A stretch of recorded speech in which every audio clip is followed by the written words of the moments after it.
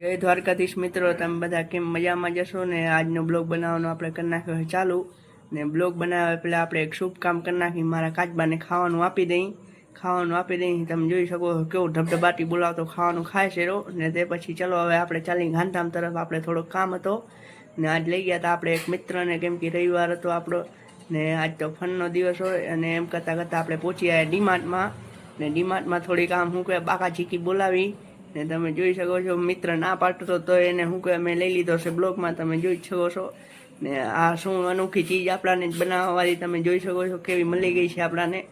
આમાંથી આમાં પાણી જાય છે ને આમાંથી આમાં પાણી જાય છે, ખબર નહીં કેમાંથી કેમાં પાણી જાય છે રો ને. અમે અહીંયા કને શું કહે કડક ખાવા ઊભા રહ્યા, પણ કડકમાં એવરેજ ટેસ્ટ હતો ને માખી બોરી ઉઠતી હતી, એના માટે અમને મજા ના આવી. પણ કાંઈ વાંધો નહીં. પણ તે પછી આપણે થઈ ગયા ઘર તરફ રવાના ને.